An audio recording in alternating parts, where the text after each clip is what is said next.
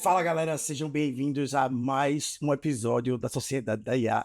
Hoje nós temos um convidado especial aqui. A gente está com o Caio Gomes.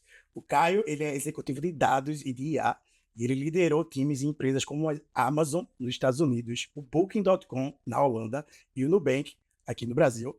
Recentemente o Caio estava trabalhando num unicórnio chamado Único. Ele era CDAO.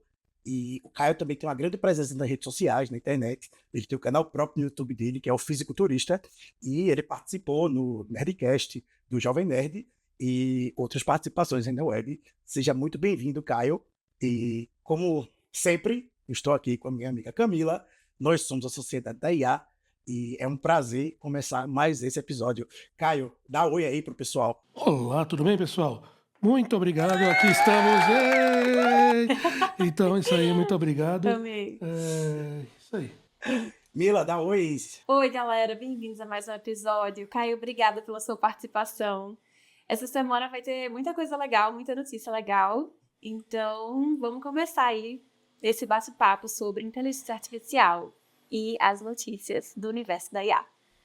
Hoje, antes de mais nada, eu gostaria aí que o Caio falasse um pouco da trajetória dele, né? Como é que ele começou com inteligência artificial e sobre a ideia dele do canal, do YouTube e tudo mais, e como ele chegou até aqui no dia de hoje, e falar um pouco da trajetória dele pra gente.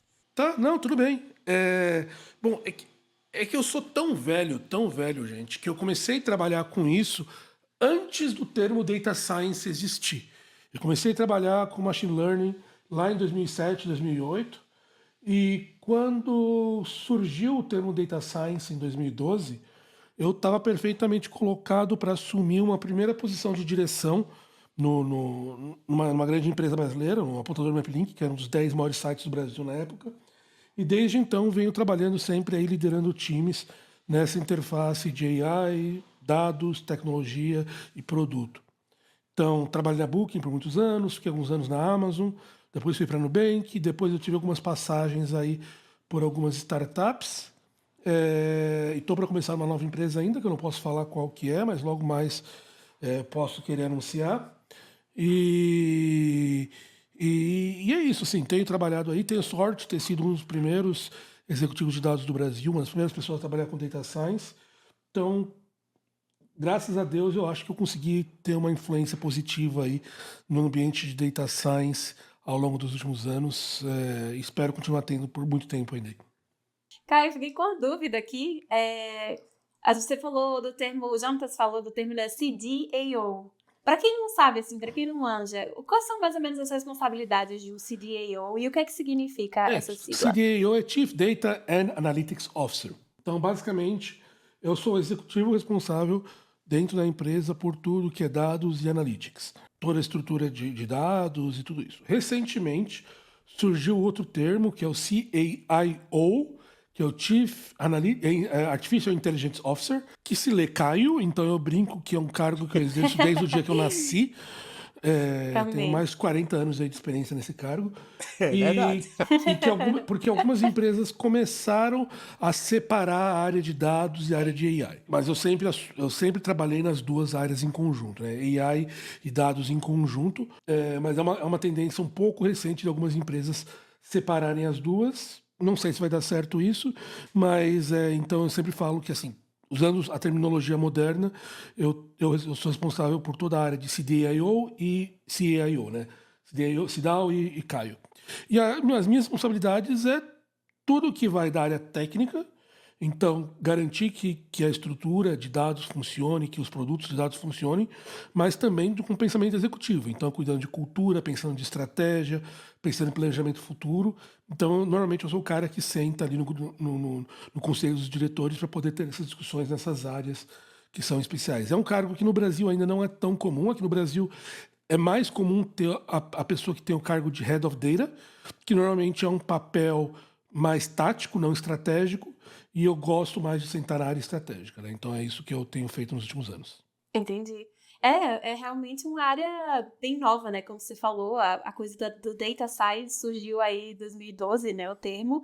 Então, a coisa da inteligência artificial ainda mais... Não é que seja uma área recente, né? Que é uma área que vem sendo estudada aí há muito tempo. mas vem ganhando bastante notoriedade, principalmente nos últimos anos, e explodiu aí com a coisa da IA generativa, que a IA caiu na boca do povo, né? Caiu na boca de todo mundo. E aí, uma coisa que eu queria te perguntar, a gente até já conversou um pouco sobre isso na pré-entrevista, assim, mas como que você vê esse momento que a gente está vivendo agora, né, em relação à inteligência artificial? Então, a gente finalmente chegou no momento. Porque, assim, é errado falar que a gente não tinha atenção a dados antes, né? Desde 2012, a gente vê uma crescente cada vez mais. Em 2012 teve reportagem, New York Times, New Yorker falando Data Science, a profissão do futuro. Então isso não é uma coisa recente. E a gente está nessa crescente nos últimos anos, cada vez mais as empresas adotando modelos e estrutura de dados, mas desde da ascensão, vamos dizer assim, do chat GPT, a gente está nessa escalada dessa estrutura que as empresas estão adotando. E isso levou a mudanças grandes, e mesmo em Big Techs, né? A Meta alterou toda a sua estrutura de funcionar no metaverso para poder focar mais em AI.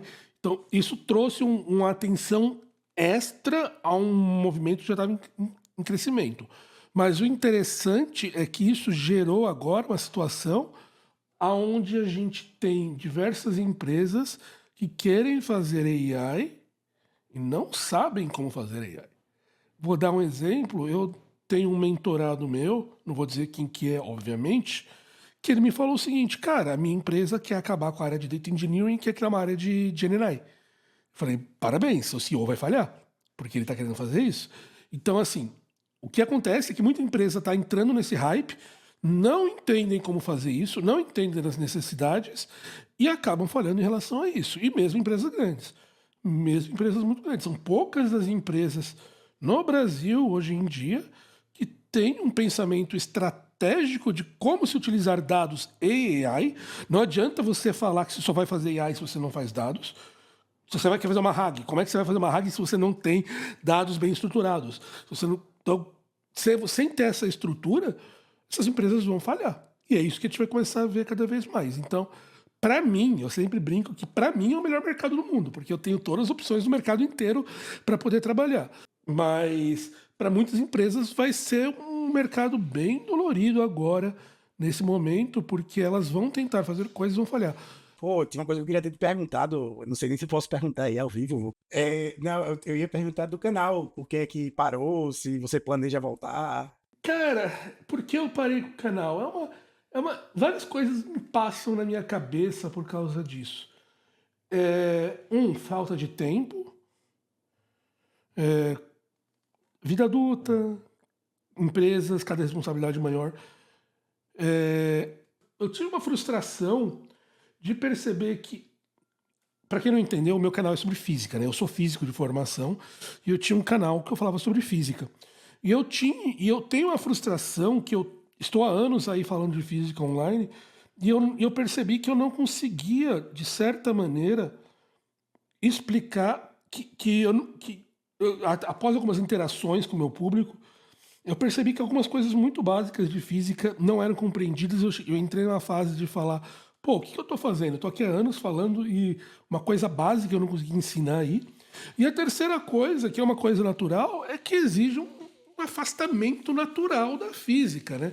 Eu saí do doutorado já faz quase 20 anos, faz 17 anos.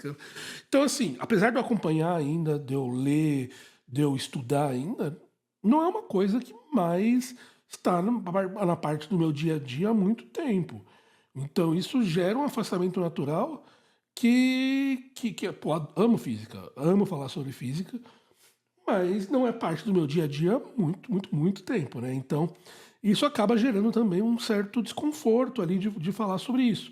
Porque eu sempre me vendi como um especialista, o cara que trabalha com física, que trabalhou com isso e tal. E por mais que eu tente, não é tão mais verdade, assim, sobre isso. Apesar de eu sou formado, fiz mestrado, fiz parte do doutorado, essas coisas todas, mas não trabalho mais com isso no dia a dia. Então, há um certo desconforto em continuar falando sobre isso, e não é uma coisa que eu acompanho no dia a dia, porque o que eu acompanho no dia a dia, hoje em dia, é dados e AI. Então, é parte disso. Mas continuo falando, continuo participando do Jovem Nerd, continuo do Nerdcast, continuo falando sobre as coisas. Hoje mesmo teve um grande creator aí que me mandou uma pergunta sobre um negócio que ele queria fazer num trabalho dele. Então, assim, continuo fazendo essas coisas. Mas talvez aquela ânsia de querer falar sobre física está um pouco menor hoje em dia.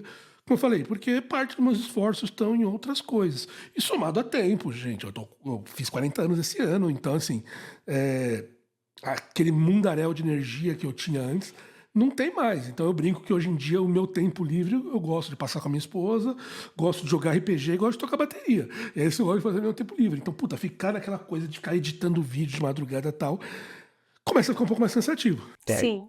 Faz bastante sentido. Eu ia perguntar se você tem interesse depois em voltar para o YouTube agora falando mais dessa área de IA, aproveitar esse hype aí, mas eu acho que você já deixou claro que não está muito na sua, Não, então, sua pipeline. eu vou fazer algo com IA, mas não vai ser no YouTube. Eu estou preparando, na verdade, até por isso que eu fiz todo o upgrade aqui da minha estrutura de som, né? Então, por isso que agora eu consigo fazer coisas engraçadas. Como fazer isso aqui e tal? Porque eu fiz update de toda a minha estrutura de som, tirei do depósito meu chroma key, tudo porque eu estou começando a preparar uma formação contínua em dados. A minha ideia, isso é uma coisa que eu tenho pensado, há muitos anos as pessoas me pedem para eu falar mais, de ensinar mais as pessoas sobre dados e AI. Só que eu nunca consegui achar uma maneira que me agradasse. Porque sempre o que eu imaginava sobre isso era fazer uma coisa meio que acadêmica. Você começa explicando o que é isso, você vai lá, explica o que é modelos supervisionados, não supervisionados, semi-supervisionados, aquela coisa bem direta assim.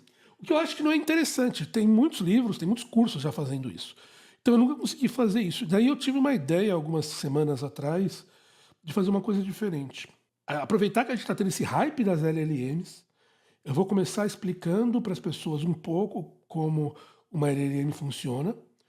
E a partir de usando esse contexto de LLMs, a gente pode começar a se aprofundar e atacar outros pontos. Então, na primeira aula, que eu já fiz uma gravação, vou refazer ela porque eu não gostei muito, mas eu vou refazer. Eu vou explicar um pouco sobre o que são LLMs, mas daí você começa falando que LLMs é um Large Language Model. Então na segunda aula eu vou explicar o que é um Language Model e aproveito para introduzir um pouco o que é probabilidade.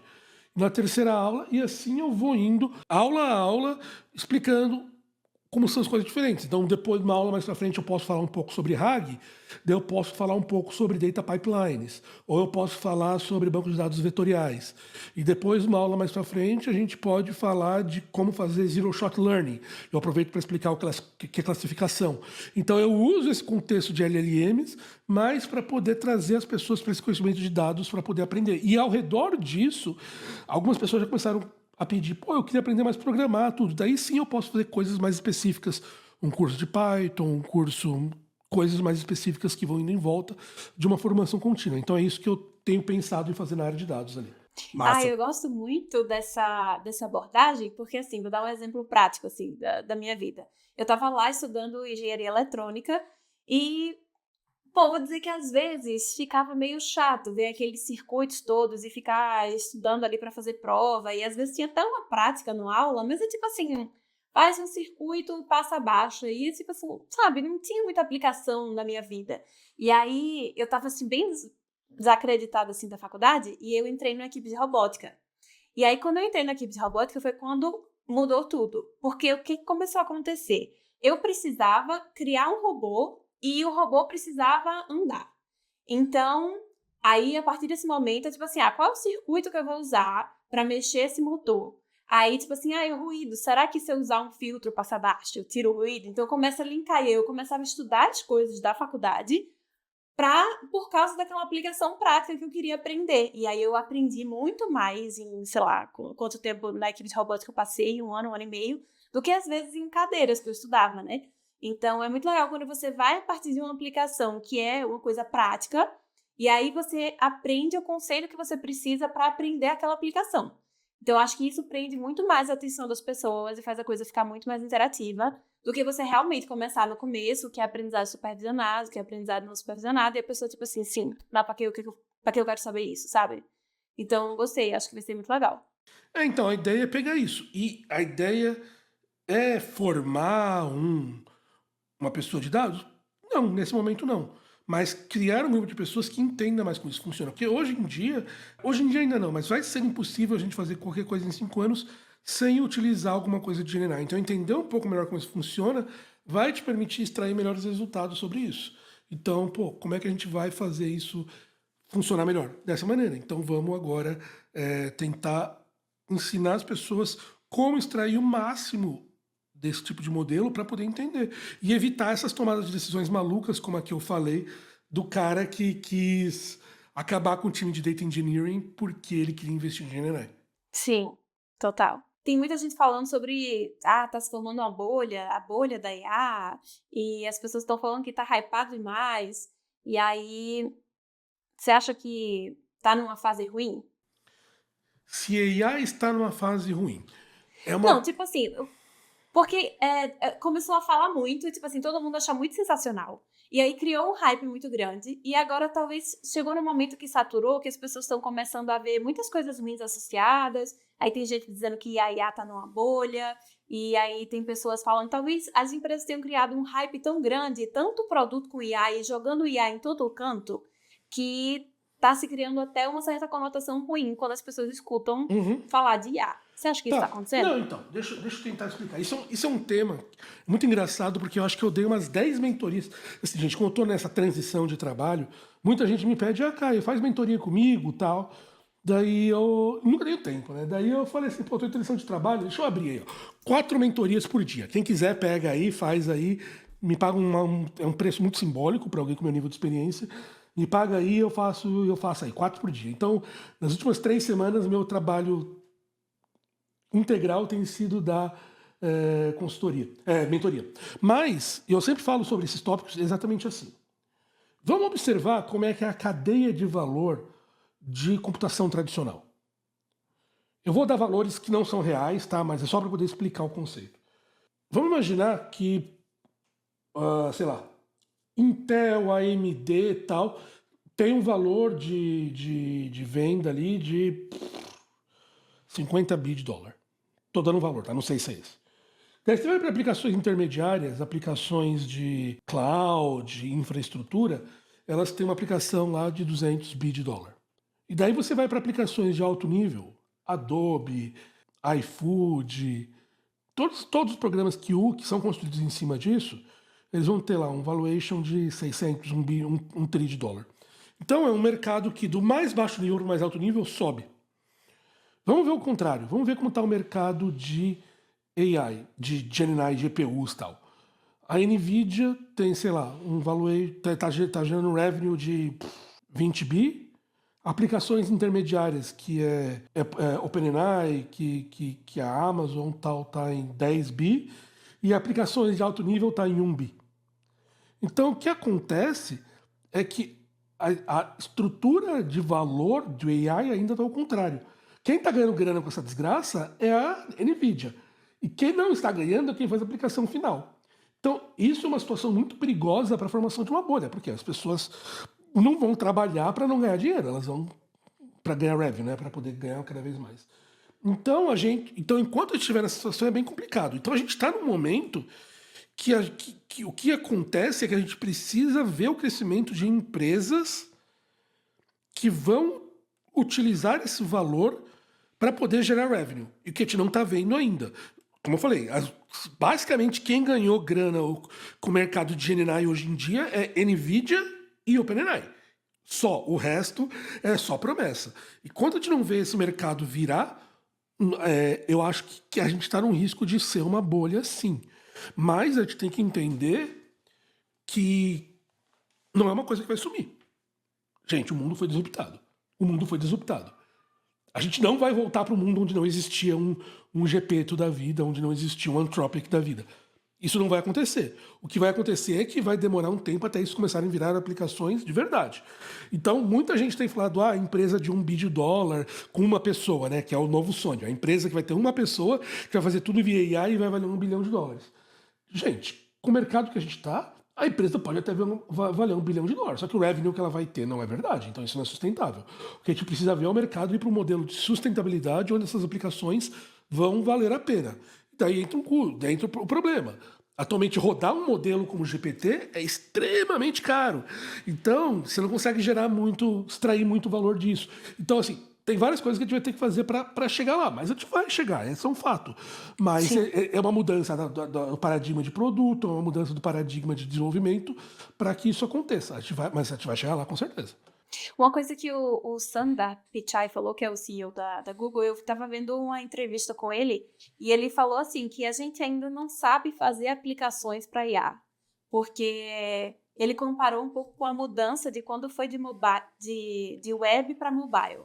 Aí o que as pessoas faziam era só pegar as coisas exatamente como estava no web e colocar lá para mobile. E não era o ideal, né? E aí depois, com o tempo, foram fazendo aplicações específicas para mobile e tudo mais, e as pessoas foram aprendendo o que é que funcionava naquele novo ambiente. Então ele falou como se fosse assim, a coisa é muito nova e talvez a gente ainda não tenha entendido assim quais seriam as aplicações reais da IA, mas que a coisa vai andando, né? Como Cara, você falou, ele falou tá se encaminhando. Não, e eu dou esse mesmo exemplo que ele deu. Quando a gente teve lá o início do desenvolvimento mobile, demorou-se um tempo até se criar um novo modelo de interação homem-máquina que fosse voltado para o uso de um aplicativo que funciona pelos dedos, uma tela menor, tudo. E a gente está passando pela mesma coisa agora em AI. A gente precisa desenvolver um novo modelo de interação homem-máquina que vai funcionar com as capacidades de AI que a gente não sabe como fazer ainda. Então, AI funciona melhor em algumas coisas que os humanos são ruins. E os humanos funcionam melhor em algumas coisas que AI são ruins. Mas isso implica que a gente pode fazer aplicações diferentes que antes a gente não podia. Então, a gente precisa de um novo desenvolvimento, de um novo modelo de direção homem-máquina que leve em conta isso. Que é o famoso, que eu sempre chamo de AI First. Como é que a gente vai começar a desenvolver processos que são AI First, são pensados para o uso de AI, que não é o que acontece hoje em dia. A gente até vai comentar disso mais para frente, mas eu já vou trazer agora só porque eu estou no meio do texto. A Microsoft lançou ali o Windows Plus Copilot, alguma coisa assim, eu não lembro o nome do Windows lá. Copilot Plus. Que tem lá o Copilot dentro. Cara, é uma gambiarraça. Eles falaram, bate uma foto desse negócio a cada N segundos e joga numa AI. Não foi um processo que foi pensado. Nós temos AI, nós vamos utilizar isso e vamos utilizar os melhores. Eles pegaram, a gente tem isso e eu vou colocar o processo de AI em cima disso. Um exemplo que eu sempre dou quando eu falo sobre isso, quando eu dou aula sobre isso. No modelo de interação visual que a gente teve o desenvolvimento da busca nos sites. Você vai lá numa Magalu da vida, numa Amazon da vida. Você tem a busca e você tem o Customer Service. São duas abas diferentes que trabalham de maneiras diferentes. Por quê? Porque uma vai para um humano, tal, a outra vai para uma coisa virtual. São processos diferentes. Só que no final das contas, elas são diferentes por uma necessidade técnica. Não são diferentes por uma necessidade de negócio. Porque no final das contas, o que você faz em uma outra são muito similares. Você pode estar falando com uma pessoa sobre um problema, você pode falar sobre a coisa que você quer comprar, esses temas são muito parecidos. Então, por causa da tecnologia, a gente separou isso em duas caixas diferentes, mas que no mundo de AI, com GenAI, não precisam ser. Então, e esse é um exemplo do modelo que a interação homem-máquina foi focado pelo problema que a gente tinha para resolver, as capacidades que a gente tinha, e que é alterado pelo uso de uma ferramenta como o GenAI.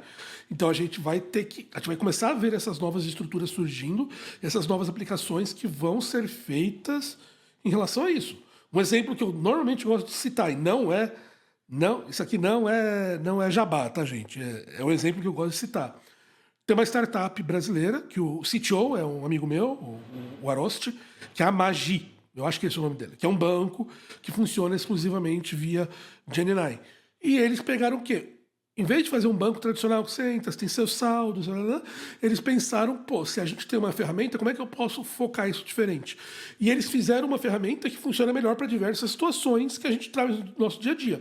Talvez algumas outras situações, eu quero classificar, ver todos os meus gastos do mês. Não seja a melhor ferramenta para poder fazer isso. Mas para poder pagar alguma coisa, a gente sai nós três e eu quero dividir a conta e eu quero mandar lá a conta do bar para cada um. É muito, muito gostoso fazer isso lá. Então é isso que eu falo que a gente precisa de ser esse desenvolvimento, que eu descobri que o Sundar tem o mesmo pensamento que eu.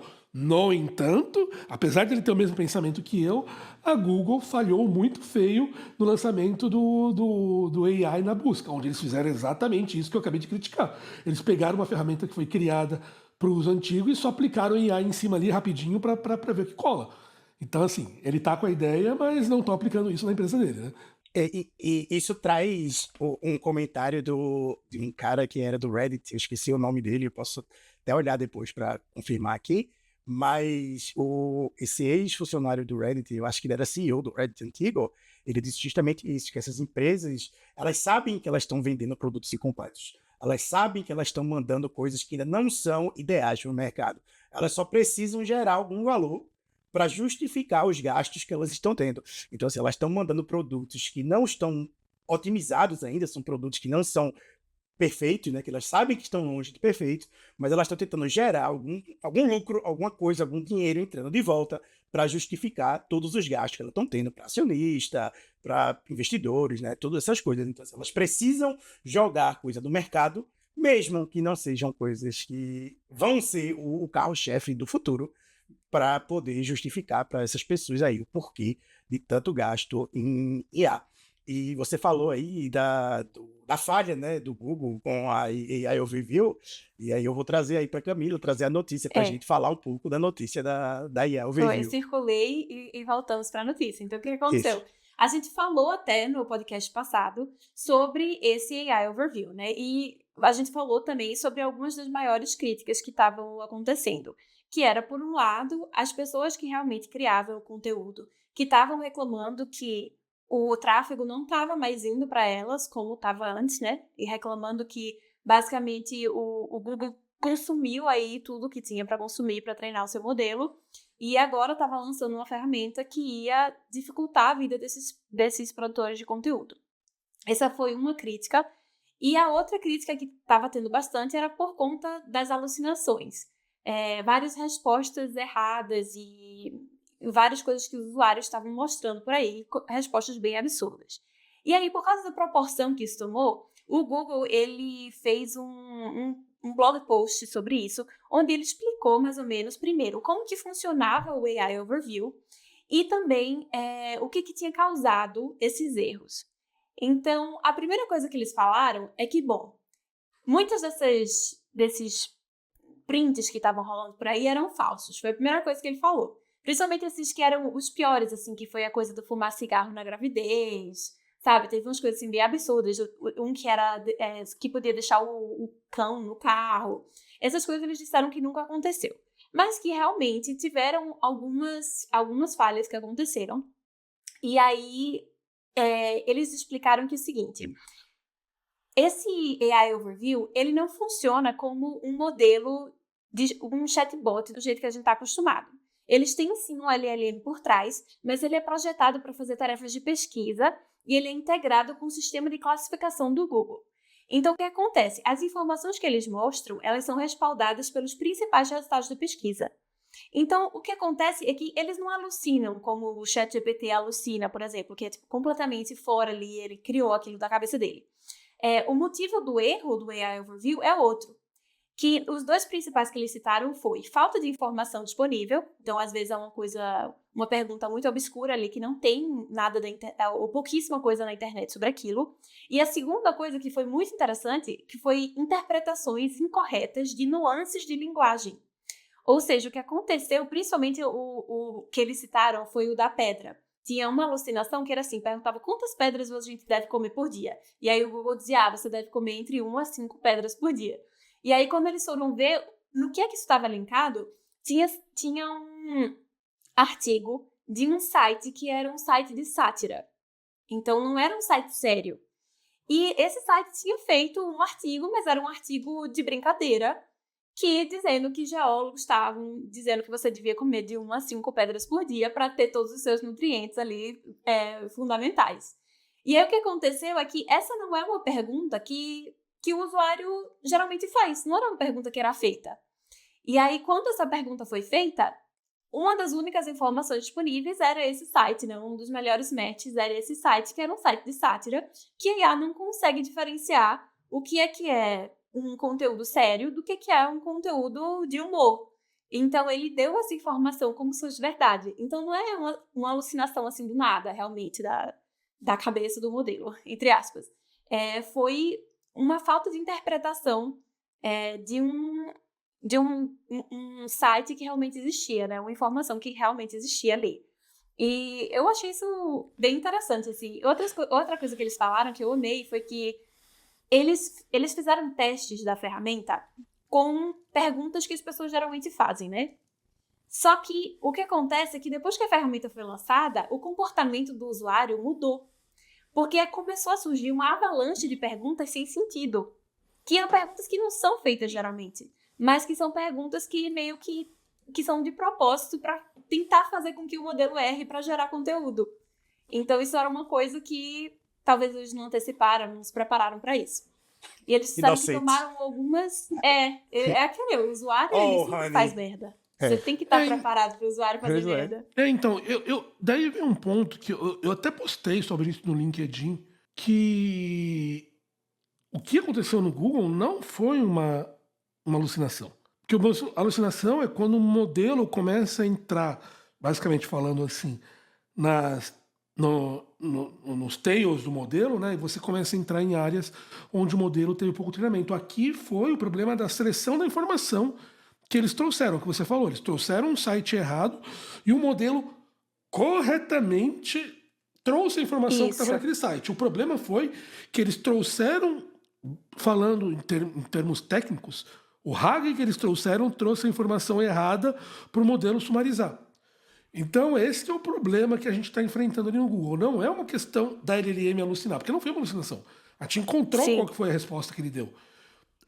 O problema foi no problema de information retrieval do modelo para a LLM sumarizar. E daí que vem o problema. Assim, é uma coisa que eu também tenho falado bastante sobre isso por aí. O problema é que todos esses modelos, a maior parte deles são feitos através de uma busca semântica. Então eu vou buscar palavras que se parecem. Só que aqui você precisa de uma compreensão que esse site é um site de comédia, tal, que quando a gente recebia a resposta do Google, eu sabia, se eu leio The Onion, eu sei que é falso, eu sei que é um site de comédia, mas agora o modelo de information retrieval precisa entender isso para entender que elementos ele vai trazer para ele sumarizar. Então esse que é o problema que a gente está enfrentando no momento. E outra coisa que eu achei bem interessante isso aí, também outro exemplo, né, que teve, foi o da pizza, né, com cola, que era um comentário do Reddit bem antigo, assim, de uma pessoa dizendo como fazer a pizza ficar mais cremosa e também por quê, né, porque que usava isso para fotografia, né, a galera que tira fotos de certas comidas, né, para postar na internet, aí foi aquele queijo que estica bem muito, como é que faz? Eles adicionam cola no queijo na hora de fazer a fotografia, e aí ele pegou esse comentário do Reddit e passou como se fosse informação verdadeira, né? Então a pessoa que fez essa pergunta, ela já sabia disso aí. Então, quem fez a pergunta fez direcionadamente, querendo ver qual era a resposta que ia dar. Mas a única coisa que eu me preocupei mais com isso aí é que, por exemplo, ele tirou esse comentário das pedras do site lá de comédia sobre os geólogos. Mas, primeiro, ele não deu, né, a referência, ó, foi daqui, clica aqui para ler mais. E segundo, é que nem as pessoas falaram mesmo, né, eles não estão mais recebendo as visitas baseadas naquilo, né? Então, o Ed ali, que ele poderia ganhar de um clique ou alguma coisa, ele não ganha mais, porque ele perdeu para a ferramenta de IA do Google, né? Porque você lê aquilo ali, se era a informação que você queria, já está lá na sua frente, e por que eu vou ler o post de blog inteiro agora, se eu já peguei o que eu queria, vou embora. Para o usuário, talvez seja até bom, né? Porque deve ter um monte de porcaria aí na internet que você vai poder filtrar para você poder coletar apenas a informação que você quer disso aí. Mas, assim, para o criador de conteúdo, vai se formar, assim, um novo desafio. E você falou aí que a Google colocou num blog post, né, sobre como o AI Overview usa a ferramenta de IA da Google, não a ferramenta de IA, a ferramenta de busca da Google, já toda a estrutura que eles têm. Mas, recentemente, vazaram mais de 2.500 páginas de documentação da Google, né? Inicialmente, eles não confirmaram, depois eles sim confirmaram que houve esse vazamento de informações, e dentro dessas informações estava numa linguagem bem técnica, explicando como a ferramenta de buscas do Google funciona. E muitas das informações ali dentro eram contraditórias ao que a Google tinha colocado na própria documentação dela lá, explicando para os usuários como se fazia, e muito mais próximo do que os marqueteiros e as pessoas que deram curso aí online por muitos anos, explicando como você burla o sistema de SEO, né, que é o Search Engine Operation da Google ali, para você fazer o seu site aparecer em cima. Então, assim, muita gente se sentiu enganada pela Google, embora poucas pessoas usassem o que a Google tinha dito que era a verdadeira, né, forma de como eles estruturavam o ranking ali. Mas, assim, tem muita informação interessante. Se for falar aqui, vai ser um vídeo muito longo. Mas, assim, eles explicam como a Google lida com sites pequenos, eles explicaram todos a forma como a ferramenta de Google, do Google categoriza os resultados que eles vão te dar.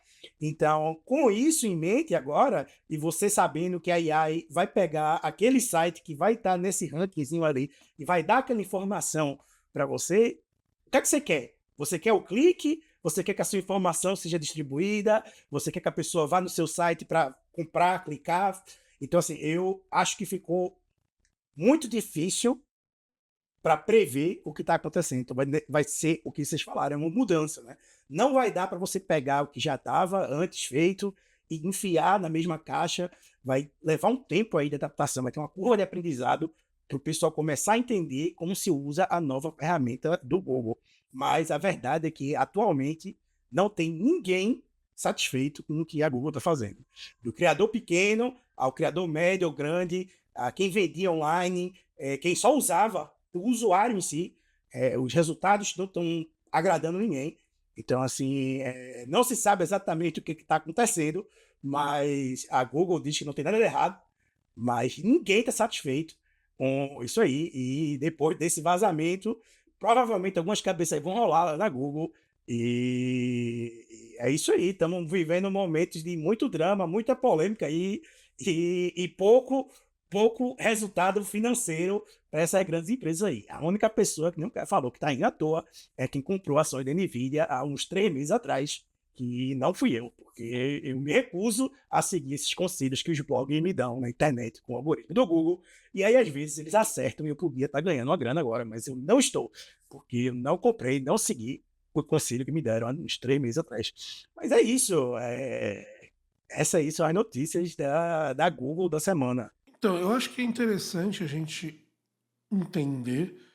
Entender não, pensar sobre esse fato. Assim, a Google tem passado aí, nos últimos anos, com um processo muito ruim de produto.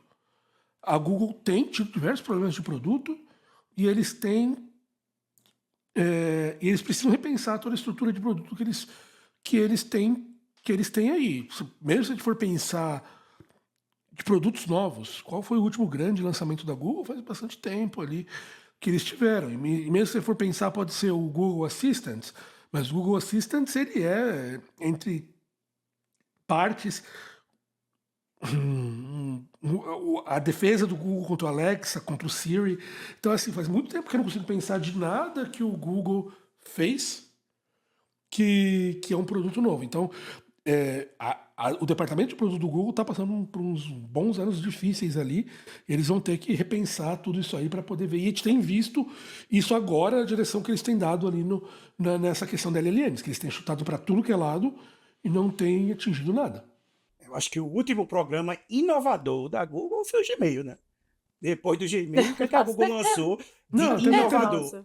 Eles fizeram várias coisas aí. Teve Android, teve algumas o coisas. Android, não, tudo bem. O Android, teve algumas coisas aí, mas grande mesmo. YouTube foi comprado, mas Maps. Teve algumas coisas aí no meio do caminho, mas faz tempo. Aquela coisa de você procurar por foto é bem legal também. Você tira, né? Você pode tirar um screenshot da sua tela e procurar no Google por foto. Isso foi bem legal também. E, enfim, né? Precisa tirar screenshot mais não, Camila. É só circular agora a tela. E o Gemini faz a pesquisa pra você. Eu não tenho essas coisas ainda, não. Não, então, eu tenho o Google Phone. Eu sou suspeito pra falar. Eu não tenho essas coisas, não. Mas se você for pensar mesmo assim, tipo, eles fizeram lançamentos muito interessantes, falando da área de dados. Então, pô, eles tiveram Transformer, tudo aí, mas foram lançamentos da área de tech. O que isso virou produto foi muito pouco. Então, não sei. Eu acho que é um problema aí que o Sundar vai ter que debruçar em algum momento ali.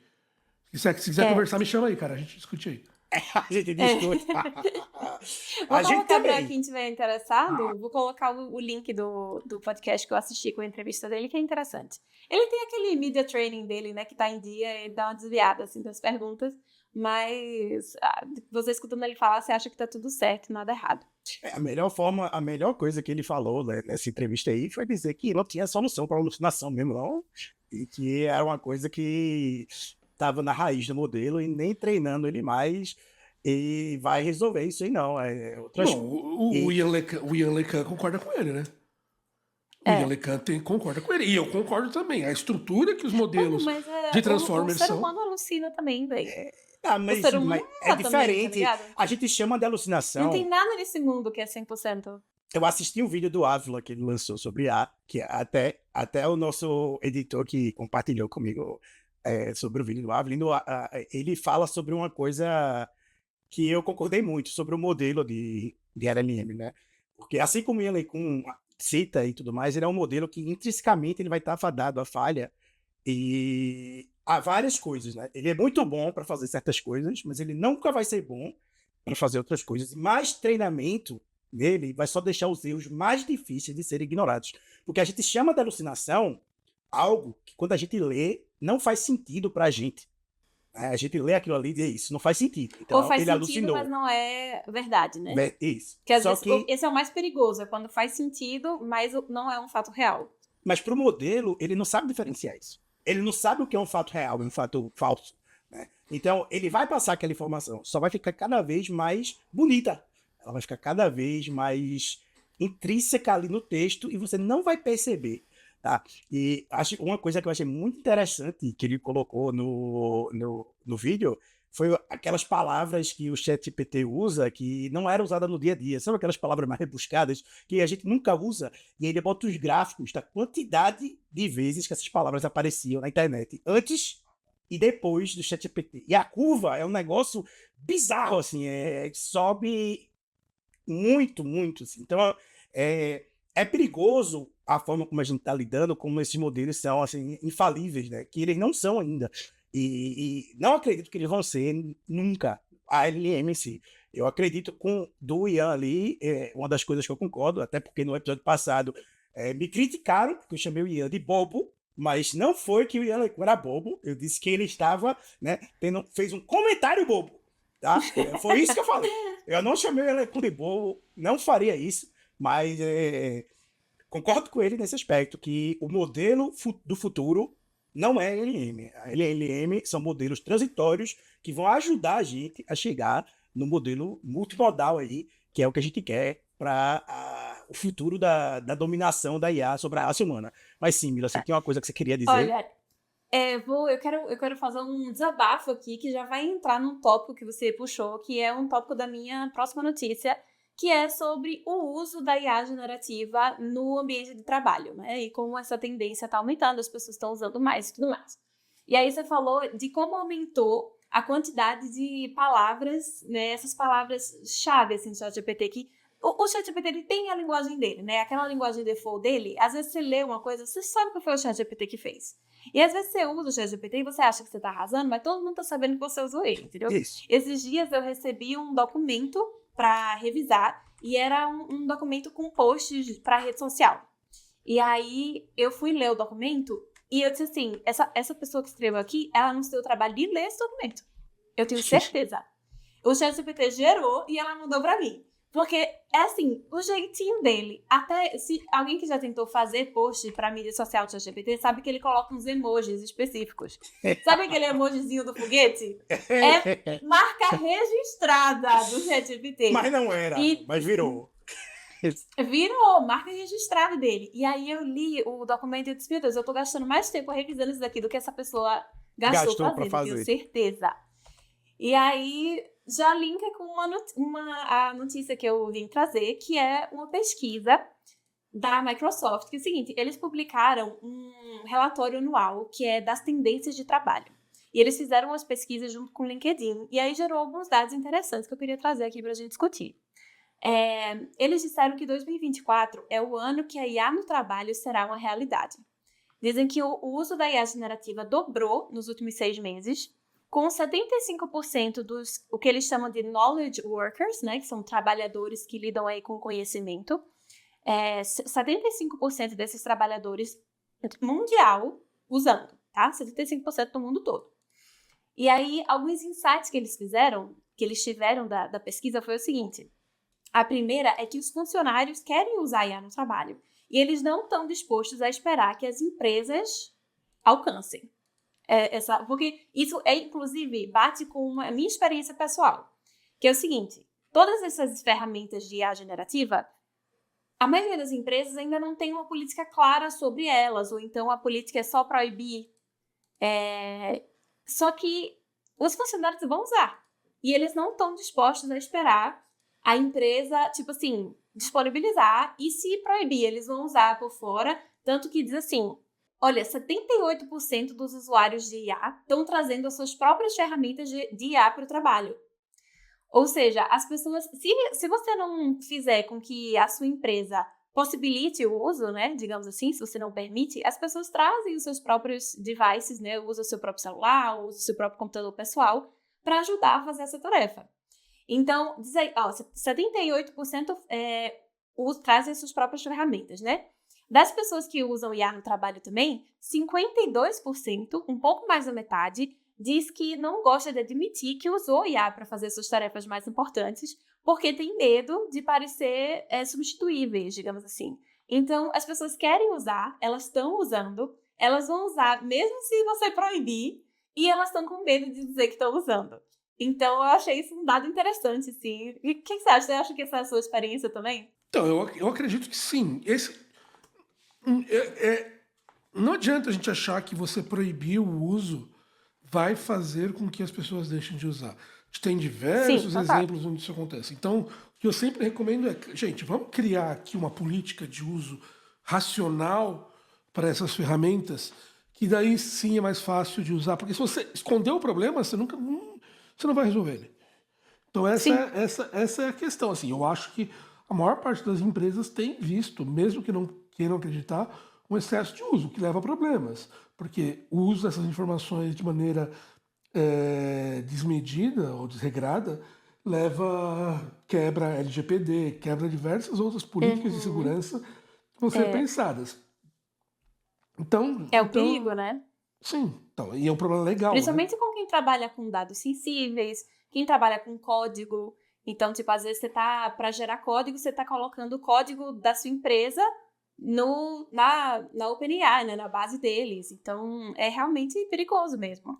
Sim, exatamente. Então, assim, você precisa de um pensamento novo de como você vai fazer esse processo funcionar. Essa é a questão que precisa ser discutida. Assim, a gente não adianta a gente achar que continuar escondendo o problema embaixo do travesseiro, embaixo da mesa, as pessoas não vão continuar usando, elas vão continuar utilizando, mas sem os controles necessários. E quando essa informação vazar, aí a gente vai ter... As pessoas do Brasil vão ter que aguentar o problema da quebra das leis de proteção de dados. E quando eu digo, só para deixar claro, que quando eu digo que é a minha experiência pessoal, não é porque eu tô fazendo não, tá? É pelos relatórios que eu tô escutando. Porque como as pessoas sabem que eu tenho um podcast sobre IA, então elas conversam muito comigo sobre, e eu já escutei várias vezes, tipo assim, teoricamente eu não posso, mas eu uso na empresa. Então eu escuto isso. Uma coisa assim, lá da empresa não tem uma regra clara sobre usar ou não usar o ChatGPT, né? Então, não, você pode, desde que você não coloque nenhuma informação pessoal, eu acho que é mais ou menos essa regra aí, de ninguém, sua, da empresa ou de nenhum dos clientes da empresa. Então, muita gente usa, né? E, obviamente, os textos ficam tudo igual, mas uma coisa que o Atlas acertou!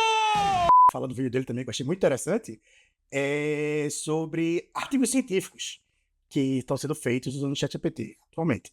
E são artigos científicos que estão colocando informações falsas que foram revisados por alguém antes de ser lançados em jornais, né, e serem publicados. E, na teoria, aquela pessoa, como Camila disse, ia passar mais tempo revisando aquele artigo ali do que a pessoa que escreveu. E não está sendo feita essa revisão de uma maneira tão rigorosa assim. Tem muito artigo científico que está passando com erros, com alucinação, com copiado e colado de ChatGPT, coisas assim, e está sendo jogado aí na internet.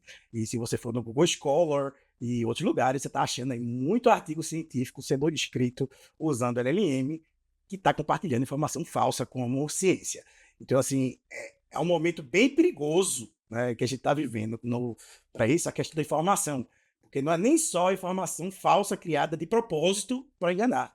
Tem informação falsa criada sem querer, porque a pessoa nem se deu o trabalho de revisar o que estava escrito, mandou, e aí a pessoa que revisou não se deu o trabalho de revisar. E está chegando aí na internet como se fosse verdade, como se fosse ciência, como se fosse pesquisa. E daqui a pouco a gente vai ter que estar corrigindo pessoas falando absurdo na internet.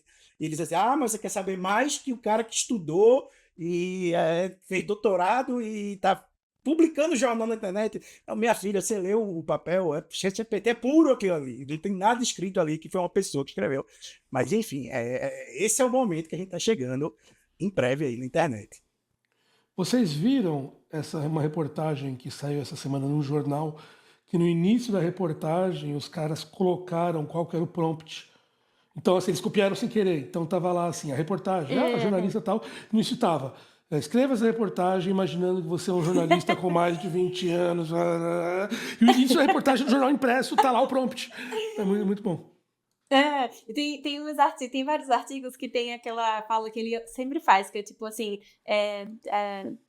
de acordo, eu não fui treinado, não fui treinada com coisas depois de 2021, né, mas de acordo com a minha última atualização, não sei o que lá. E aí tem isso, o que ele fala exatamente nos artigos. E aí você vê que a pessoa nem pra copiar e colar direito, velho. É um nível, pelo amor de Deus. E aí, os últimos detalhezinhos assim, dessa pesquisa sobre as gerações. A gente já tinha comentado antes que a Gen Z é a que mais usa, né? Todo mundo sabe disso, com 85% dos entrevistados lá dizendo usar. Mas o que eu achei interessante é que a geração que menos usa, que são os boomers, que é a galera 58+, ainda assim reporta usar 73% das vezes. Então, mano, realmente tá geral usando, tá? Não é pouca gente, não. E, apesar disso, os líderes que fizeram parte da pesquisa, a maioria deles, os mais de 50% deles, acho que foi 55% deles, afirmam estar preocupado em ter talentos suficientes para preencher funções no próximo ano. Ou seja, tem muita gente com medo da tecnologia ele substituir e tudo mais, mas não é isso que as pesquisas estão apontando, assim, né? Então, e algumas das áreas que estavam à frente, assim, dessa preocupação, ou seja, pessoas que realmente estão precisando de gente e estão preocupados que não vão conseguir ter gente suficiente para suprir aí a necessidade, algumas dessas áreas são, por exemplo, recursos humanos, serviço ao consumidor, que são coisas que usam a IA generativa bastante, né? E aí, apesar de todo esse interesse na IA, todo mundo está usando IA, outra coisa que a pesquisa falou é que a maioria das empresas não tem treinamento para IA dentro da empresa. Apenas 39% das pessoas em todo o mundo que usam IA no trabalho receberam treinamento em IA nas suas empresas. Apenas 25% das empresas planejam oferecer formação em IA generativa esse ano e tudo mais, ou seja, existe um déficit de formação. Ou seja, está todo mundo usando, só que não estão sendo treinadas, as pessoas não estão sendo treinadas, as empresas não só não têm a sua política bem formada, como elas não estão oferecendo treinamento para as pessoas. Então, está sendo muito mais fácil das pessoas usarem sem sabedoria, assim, né? Sem saber exatamente como usar, sem saber o que pode e o que não pode. Enfim, e também sobre o que você falou do perigo, assim, né, dos dados, do vazamento dos dados e tal. Existem hoje formas de você fazer, você deixar com que seus funcionários usem a generativa de forma segura.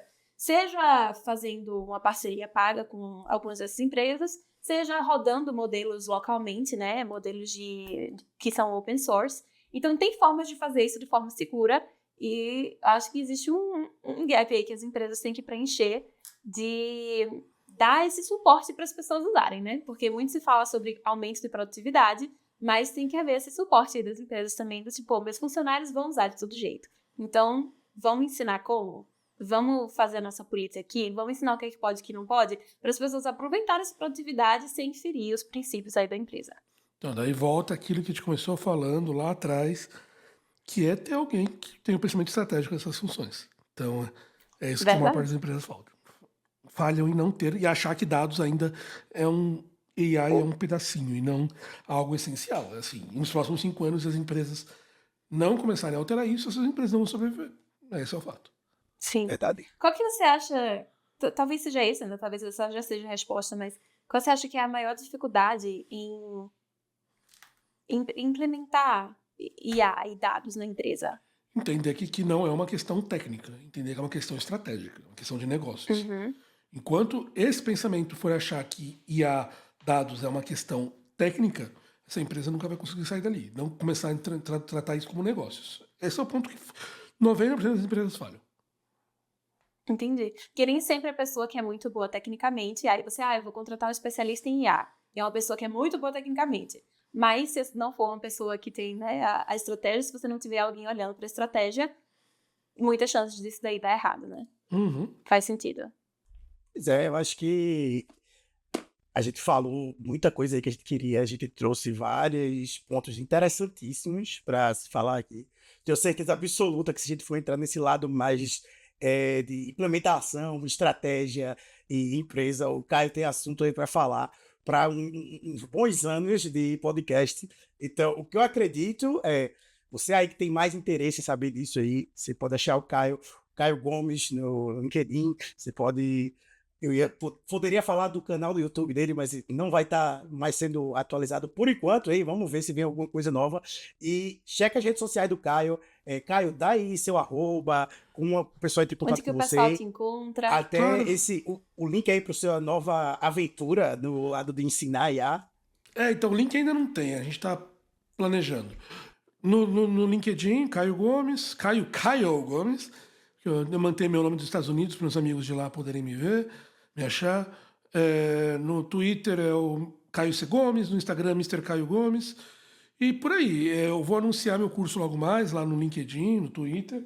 Então pode sempre me encontrar para esses lugares ali para poder, que eu estou sempre falando por lá. Qual a rede social que você mais usa, que você mais Twitter. gosta? Não, o que eu mais uso é o Twitter, não é que eu mais gosto, é que eu mais uso. Qual que você mais gosta? Não, gostar não gosto de nenhum, gostar não gosto de nenhuma, mas vício é uma desgraça. Então é isso, pessoal. Vocês estão até aqui. Muito obrigado. Segue a gente. Se inscreve no nosso canal também. Você encontra a gente aí em todas as redes sociais sobre a Sociedade da IA. Se você gosta do nosso trabalho, você quer ajudar a gente, clica aí escaneia esse QR Code aqui. Vai para nossa página do Sprout. Você pode ali ajudar a gente a continuar com o nosso podcast, com o nosso trabalho.